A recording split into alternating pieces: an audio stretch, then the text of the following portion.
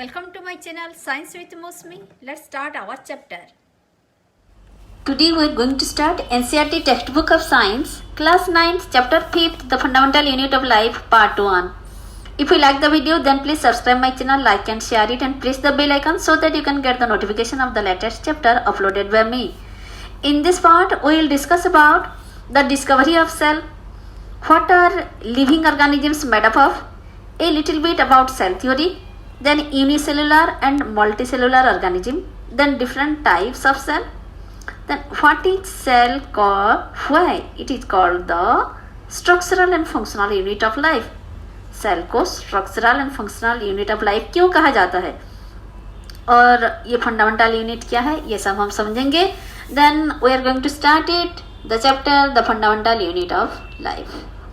देखो fundamental unit मतलब क्या है. फंडामेंटल यूनिट मतलब है बेसिक यूनिट, यानी कि जो नहीं होने से नहीं चलेगा. जैसे suppose what A wall is made of. एक वॉल किससे बना है, ईंट को लेके. तो ईंट हो गया the fundamental unit of A wall. एक दीवार बनाने के लिए हमको ईंट चाहिए ही चाहिए. This is the fundamental unit. ऐसे ही जैसे फंडामेंटल यूनिट्स हम बोलेंगे हमारे इंडियन लंच या डिनर के लिए हमको क्या बेसिक रिक्वायरमेंट है, वो है हमारे जैसे रोटी या चावल नहीं होने से नहीं चलेगा. तो that is the fundamental need. तो this is the meaning of fundamental. तो come to the topic. The while examining a thin slice of cork, ये रॉबर्ट हुक की बात है और 1665 की बात है. तब क्या हुआ था, रॉबर्ट हुक एक साइंटिस्ट है जो कि एक कॉर्क सेल को वो स्टडी कर रहे थे. तो वो देखे कि the saw that the cork resembled the structure of A honeycomb. वो ऐसे लगा जैसे एक हनीकॉम्ब की साइज में दिख रहा था. तो हनीकॉम्ब के साइज कैसे होता है, ये देखिए इस टाइप ऑफ सेल उनको दिखा. यानी कि ये सेल जैसे एक हनी बी का रहने का घर जैसा दिख रहा है, ऐसे ही वो दिख रहा था. एक कंपार्टमेंट ऐसे मिलकर था. तो फिर एक सेल ऐसा क्यों दिख रहा है, वो सादा आंखों में ऐसा नहीं देखा जा सकता. तो फिर ये क्यों ऐसा दिख रहा है, क्योंकि वो एक माइक्रोस्कोप की मदद से ये देखे. तो ये लिटिल कंपार्टमेंट से बना है जो कि हनीकॉम्ब जैसे स्ट्रक्चर दिख रहा है.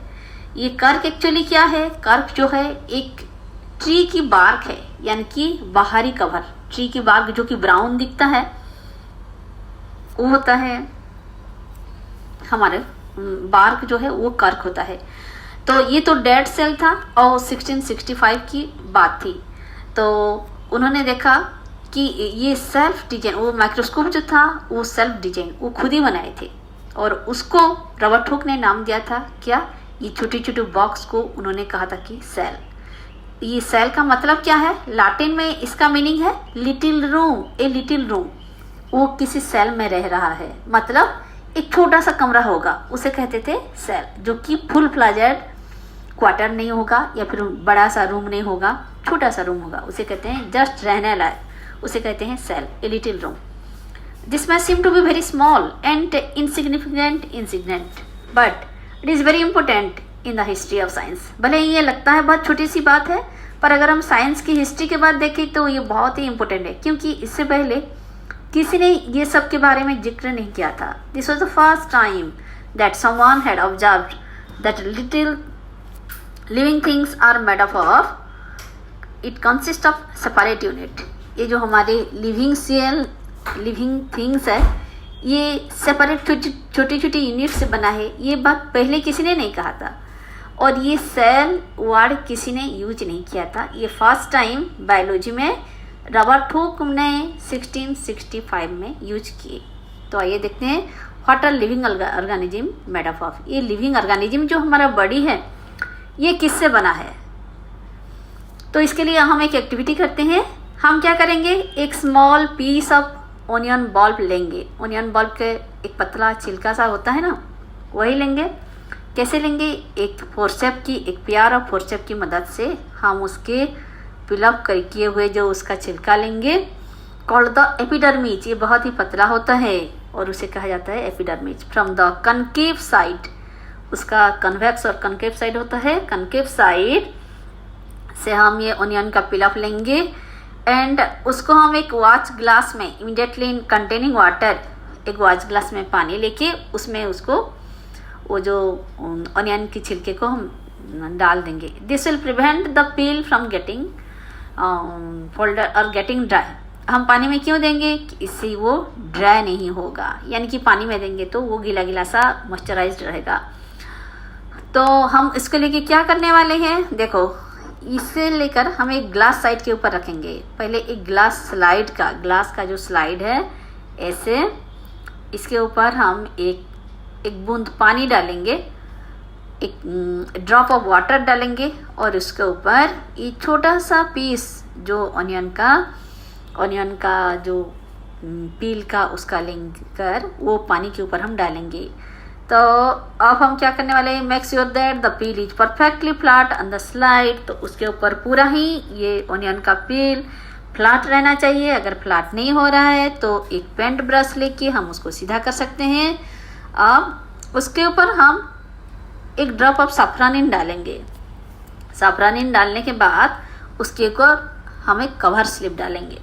तो फिर ये सब हम क्यों कर रहे हैं, क्योंकि हम बनाने जा रहे हैं एक टेम्पररी स्लाइड और इसको हम देखेंगे माइक्रोस्कोप के नीचे, ताकि हमको दिखेगा ये जो ऑनियन का सेल अच्छी तरह से। तो ये टेम्पररी स्लाइड बनाने के लिए ये सारे प्रोसीजर्स होता है। हमने सैफरन डाला, फिर उसके ऊपर कवर स्लिप डाला। जब हम कवर स्लिप डालते हैं स्लाइड बनाने के टाइम, तो हमें ये ध्यान रखना पड़ता है कि कवर स्लिप के नीचे जैसे एयर बबल ना रहे। तो while putting the cover slip with the help of mounting it, हम टीचर की मदद ले सकते हैं, ऐसे टेम्पररी माउंट बना देंगे। और अब हम उसको मैग्नीफाइंग, ये जो आप देख रहे हैं माइक्रोस्कोप, ये माइक्रोस्कोप की लो पावर में देखेंगे और अगर फिर एडजस्ट करके हम फिर हाई पावर में देखेंगे। ये देखिए, ये है एक माइक्रोस्कोप, उसका ये है हमारा जो हम स्लाइड बनाए हैं, हम कहाँ पर रखेंगे, यहाँ पर हम वो स्लाइड रखेंगे। और ये स्लाइड को यानी कि वो खिसके ना, अपनी जगह में सही रहे, इसलिए हम एक क्लिप लगाएंगे। और ये रहा हमारा स्लाइड, और ये स्लाइड को अच्छी तरह, ये हो गया हमारा आई पीस, ये हमारा आई पीस है, ये देखो ये हमारा आई पीस है। तो फिर ये है बड़ी ट्यूब, फिर ये हमारे कोर्स एडजस्टमेंट के लिए, ये हमारे फाइन एडजस्टमेंट के लिए, और फिर हमारा ये सारे लेंसेस लगे हैं। तो फिर इसको लाइट चाहिए, लाइट कहाँ से आएगा, ये मिरर है, ये जो मिरर से लाइट रिफ्लेक्टेड होके फिर हमारा स्लाइड तक ये आएगा और हमको ये दिखेगा। तो फिर ये होता है हमारा कंपाउंड माइक्रोस्कोप, जो आप लेबोरेटरी में देख पाएंगे। ऐसे देखने से आपको क्या दिखेगा, आपको इस तरह की कुछ स्ट्रक्चर दिखेंगे जो कि आप ड्रा कर सकते हैं स्ट्रक्चर, और उसको चलिए ऑब्जर्व करते हैं। How does it look like. तो फिर ये आप देखेंगे तो ऑनियन का जो पील है कुछ इस तरह का आपको दिखेगा, हनीकॉम्ब की तरह दिख रहा है ना। देखो व्हाट आर द स्ट्रक्चर। तो फिर व्हाट डू यू ऑब्जर्व, आपने क्या देखा, do you see similar structure और डिफरेंट स्ट्रक्चर। आपने देखा कि सेम टाइप ऑफ स्ट्रक्चर दिख रहा है, सारे सेल एक जैसा दिख रहा है ना। तो फिर ऑनियन बल्ब्स चाहे जिस साइज का भी लो, आप बड़े ऑनियन लोगे या फिर छोटे ऑनियन लोगे, जैसे भी लोगे, उसका जो regardless of the size of the onion they came from the size of the cell will be same. यानी कि सेल का जो साइज है, चाहे आप छोटा ऑनियन लो या फिर बड़ा ऑनियन लो, सेल का जो स्ट्रक्चर है वो सेम ही रहेगा। This small structures that we see are basic building units of the onion bulb. आपने जो ये स्ट्रक्चर देखा, इसी को ही कहते हैं कि basic units of the onion bulb. यानी कि ये ऑनियन बल्ब किससे बना है, इसी छोटे छोटे सेल से बना है। तो फिर इसीलिए इसी छोटे सेल को कहा जाए कि basic unit of the onion bulb. तो फिर but all organisms that we observe around are made up of cells. सिर्फ ऑनियन बल्ब ही नहीं, जो भी ऑर्गेनिजम्स हमारे चारों ओर हम देखते हैं, चाहे डेड हो या लिविंग हो, ये ऐसे सेल से ही बना है। तो फिर आपको पता है कि सिंगल सेल में भी ऑर्गेनिज्म बन सकता है। There are also single cell that live on their own. एक ही सेल से ही भी एक ऑर्गेनिज्म बन सकता है और वो अपने आप जीवित रह सकता है। तो फिर ये हम आगे जाकर और अच्छी तरह पढ़ेंगे। अभी थोड़ा टेबल में देख लेते हैं कि सेल्स वर फर्स्ट डिस्कवर्ड है, ये सेल पहले रॉबर्ट हुक ने 1665 में डिस्कवर किया था। उन्होंने क्या देखा था, कॉर्क स्लाइस देखा था, और एक उन्होंने देखे थे प्रिमिटिव माइक्रोस्कोप, यानी कि एक पुराने टाइप ऑफ माइक्रोस्कोप की जो कि ज़्यादा उन्नत नहीं था। फिर बाद में और इम्प्रूव्ड माइक्रोस्कोप बनाए हमारे ल्यूएनहॉक ने। तो फिर ल्यूएनहॉक का कैसे इम्प्रूव था उन्होंने, और क्या दूसरा क्या, वो फ्री लिविंग सेल को फर्स्ट टाइम लोकेट किए थे। रॉबर्ट हुक जो देखे थे वो तो डेड सेल था, तो फिर हमारे ल्यूएनहॉक ने जो देखे थे 1674 में वो था लिविंग सेल, और उन्होंने पॉन्ड की पानी से ही देखे थे ये लिविंग सेल है बोल के, उन्होंने फर्स्ट टाइम ये देखे थे। फिर रॉबर्ट ब्राउन ने क्या किया, उन्होंने बताया अरे इसके बीचों बीच तो एक न्यूक्लियस है, ये बात उन्होंने बताया कब, 1831 में। और फिर सेल को जब अच्छी तरह देखी कि यार बीचों बीच कुछ न्यूक्लियस है, जैसे हमारी लेग के बीच एक फोकल पॉइंट रहता है, टापू जैसा रहता है, ऐसे ही जैसे आप गोलगप्पे खाते हो, गोलगप्पे के अंदर क्या रहता है, एक कवर रहता है, फिर पानी रहता है और बीच में आलू रहता है, ऐसे ही होता है न्यूक्लियस। देखो ये हो गया सेल, सेल के बीच में रहेगा हमारा ये न्यूक्लियस, ये हो गया हमारा न्यूक्लियस। तो फिर इसको किसने डिस्कवर किए थे, यह रॉबर्ट ब्राउन ने, और कब, 1831 में। और फिर हम देखते हैं कि इसका जो प्रोटोप्लाज्म है तो उसको किसने का नाम दिए थे, वो है पुरकिंजे ने। कब, 1839 में पुरकिंजे ने कहा कि इसका नाम प्रोटोप्लाज्म रखा जाएगा। जो फ्लूइड सब्सटेंस है उसमें, सेल में जो फ्लूइड सब्सटेंस पाया जाएगा वो हो जाएगा हमारा, उसका नाम होगा प्रोटोप्लाज्म। प्रोटोप्लाज्म क्यों इम्पोर्टेंट है, ये फिजिकल बेसिस ऑफ लाइफ, जो हमारा लाइफ एक्चुअली कहाँ पर होता है वो प्रोटोप्लाज्म में होता है। It is a physical basis of life बोल के कहा जाता है, और ये सेल में पाए जाते हैं, उसको पुरकिंजे ने नाम दिया था, इसको प्रोटोप्लाज्म कहा जाएगा बोल के। आइए थोड़ा सा सेल थ्योरी के बारे में जानते हैं। तो सेल थ्योरी क्या है, ये स्क्लेडन 1838 में और स्क्वान 1839 में मिलकर दिए थे। उन्होंने कहा था कि चाहे प्लांट हो, all the plants and animals are composed of cells and that the cell is the basic unit of life। तो फिर उन्होंने कहा था कि ये सेल जो है ये बेसिक यूनिट ऑफ लाइफ है, यानी कि सेल नहीं होने से हमारा लाइफ नहीं बचेगा, और ये प्लांट हो चाहे एनिमल हो इसी सेल से ही तो बने हैं। ये बात किसने कहे थे, स्केडन 1838 में, और स्क्वान, ये दोनों ने मिलकर 1839 में कहा था। फिर बाद में भिर्चो आए और उसमें थोड़ा एडिटिंग किए। उन्होंने क्या कहे, 1855 में बोले कि all cells arise from pre existing cells. उन्होंने कहा ऑल सेल्स, जो भी सेल है वो पहले वाला सेल से ही बना है। तो with the discovery of the electron microscope in 1940 it was possible to observe that and understand the complex structure of the cell and its various organelles। तो फिर जैसे ही हमारी इलेक्ट्रॉन माइक्रोस्कोप का डिस्कवरी हुआ तो फिर और भी पावरफुल था। इससे हमें सेल के अंदर देखे तो पता चला कि अरे सेल के अंदर तो बहुत सारे कॉम्प्लेक्स स्ट्रक्चर भी है, जैसे हम कहते हैं सेल ऑर्गेनेल्स, और इनका भी बहुत इंपॉर्टेंट रोल्स है। ये हम आगे जाकर पढ़ेंगे इस चैप्टर में। तो फिर ऐसे मैग्नीफाइंग लेंसेस जैसे डिस्कवरी हुआ, तो फिर discovery of the microscopic world, यानी कि जो हमको नेकेड आई में नहीं दिखता था, ये मैग्नीफाइंग लेंसेस की डिस्कवरी की वजह से पता चला कि अरे और भी बहुत सारी छोटी छोटी जो कि नेकेड आई में नहीं दिखता, ये तो एक माइक्रोस्कोपिक वर्ल्ड बड़ा सा पड़ा है। तो फिर देखा गया कि नाउ, तो फिर अब ये भी पता चला है कि ए सिंगल सेल में constitute a whole organism as in amoeba. तो फिर एक सिंगल सेल में भी एक जीव बन सकता है, जैसे कि एमीबा हुआ, हमारे क्लामाइडोमोनास हुआ, फिर हमारे पैरामीशियम और बैक्टीरिया हुआ। ये तुम्हारे एग्जामिनेशन पॉइंट ऑफ व्यू से बहुत इंपॉर्टेंट है। इसमें आता है क्लामाइडोमोनास सिंगल सेल या फिर मल्टी सेल। तो फिर आपको ये याद रखना है, एमीबा हुआ, क्लामाइडोमोनास, पैरामीशियम, बैक्टीरिया, ये सारे सिंगल सेल वाले हैं। तो फिर ये सिंगल सेल को क्या कहते हैं, सिंगल मतलब होता है यूनि, इसको कहते हैं यूनिसेलुलर ऑर्गेनिज्म। ऐसे सेल के हिसाब से देखा जाए तो ऑर्गेनिज्म एक यूनिसेलुलर ऑर्गेनिज्म है और है एक मल्टीसेलुलर ऑर्गेनिज्म, यानी कि जो ऑर्गेनिज्म एक ही सेल से बना है वो हो गया हमारा यूनिसेलुलर, और इसका एग्जाम्पल हो गया हमारा क्लामाइडोमोनास, पैरामीशियम, बैक्टीरिया और एमीबा, और भी बहुत सारे।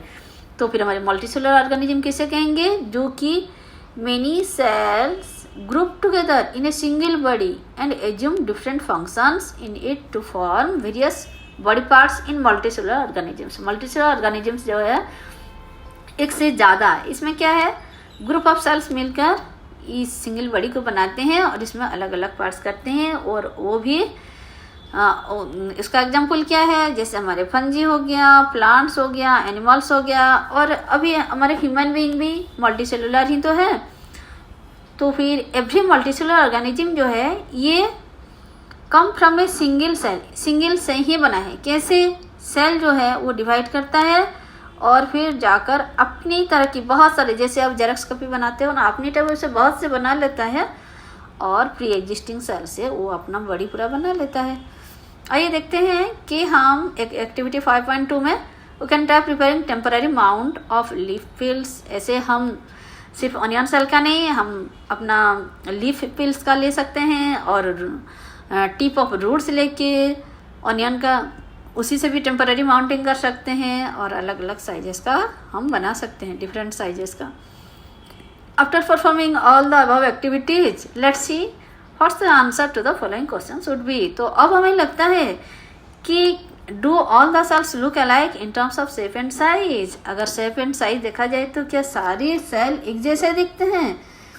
और फिर हमको लगता है कि do all cells look alike in structure, सबका स्ट्रक्चर, ये तो शेप साइज की बात गई, क्या सबका स्ट्रक्चर एक जैसा होगा?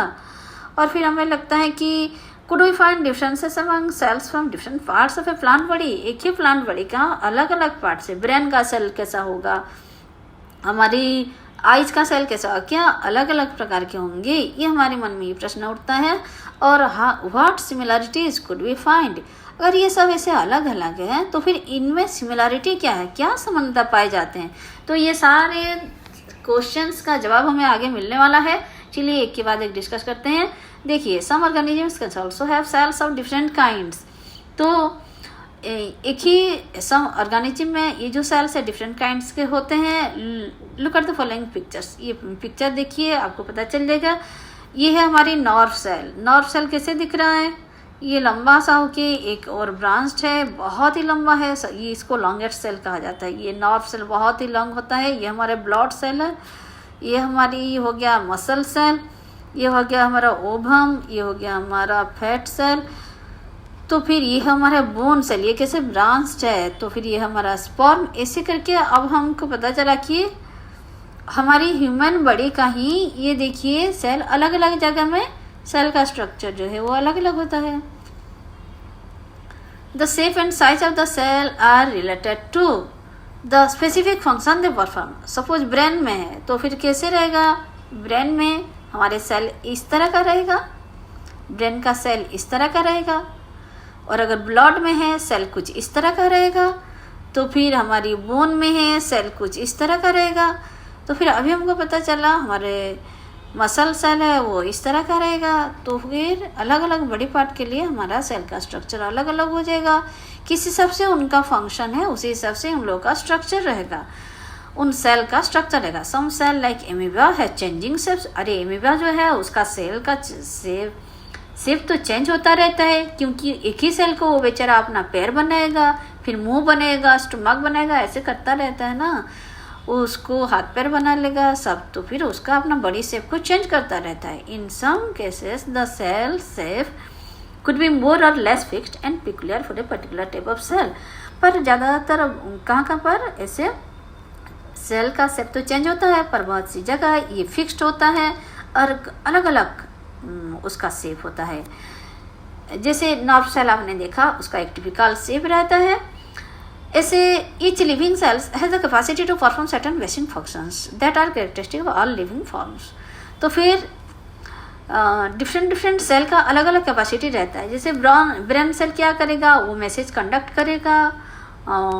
तो फिर ऐसे ही हमारे अलग अलग सेल का अलग अलग फंक्शन रहता है that are characteristic of living forms. तो फिर क्या होता है ना, हमारे मल्टीसेलुलर ऑर्गेनिज्म में there is a division of labour in multicellular organisms. जैसे कैसे डिवीजन ऑफ लेबर, कुछ ग्रुप्स ऑफ सेल्स होते हैं वो कुछ काम करते हैं, कुछ अलग ग्रुप ऑफ सेल्स होते हैं वो कुछ अलग काम करते हैं। ऐसे ही means the different parts of the human body perform different functions different part different functions form करते हैं। कैसे? देखो, जैसे एक ही ह्यूमन बॉडी, उसमें हार्ट है हमारे, वो क्या करता है? पंपिंग ऑफ ब्लड करता है। स्टोमक है, उसका काम क्या है? डाइजेस्ट फूड करता है।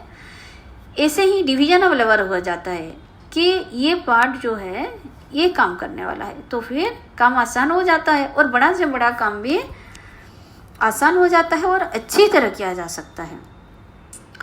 तो डिवीजन ऑफ लिवर सिर्फ ऐसा ही नहीं कि अलग अलग सेल मिलकर, एक ही सेल में भी जो सेल का ऑर्गेनेल्स है वो अपना काम को भाग कर लेते हैं कि भाई तू ये काम करेगा, मैं ये काम करूँगा। देखो, डिवीजन ऑफ लिवर also seen within a single cell, एक ही सेल के अंदर। तो फिर कौन है वो? उसका स्पेसिफिक कंपोनेंट्स होते हैं जिसको हम कहते हैं क्या?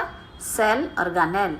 सेल ऑर्गेनेल होते हैं। सेल के अंदर क्या होते हैं? सेल ऑर्गेनेल होते हैं। वो सेल के अलग अलग काम करते हैं। तो फिर इस kind of cell organelle perform a specific function such as making new material in the cell. फिर कुछ होता है कि जैसे हमारे लाइसोजोम हुआ, clear of the waste material, जो वेस्ट मटेरियल है, कुछ सेल डैमेज हो गया, कुछ डेड हो गया, उसको वो तुरंत ही क्लीन कर देता है। तो फिर ये काम कौन करता है? लाइसोजोम करता है। तो एनर्जी निकलने का काम, खाना से एनर्जी निकलने का काम कौन करता है? हमारे माइटोकॉन्ड्रिया करता है। इसीलिए उसको पावर हाउस कहा जाता है। तभी तो हमको जो खाना खाते हैं ये माइटोकॉन्ड्रिया है, उसी से हमको शक्ति निकलता है, फिर हमको एनर्जी मिलता है कि ज़्यादा से ज़्यादा काम करें। तो ऐसे सेल के अंदर भी हमारे जो सेल ऑर्गेनेल्स हैं वो डिफरेंट डिफरेंट काम करते हैं। A cell is able to live and perform all its functions because of this organelles. इसी की वजह से, तो ये सेल ऑर्गेनेल्स की वजह से ही सेल अलग अलग काम कर पाता है। No matter what their function is और what organism they are found in, चाहे वो कौन सा ऑर्गेनिज्म में है, कोई बात नहीं। सेल के अंदर जो सेल ऑर्गेनेल है वो अपना काम तो कर ही जाएंगे। ठीक है, इसी के साथ हमारा ये फर्स्ट पार्ट खत्म होता है। Thank you. Hello, with this we complete our first part of the chapter. If you like the video, then please subscribe the channel, press the bell icon so that you can get the latest chapter uploaded by me. Thank you.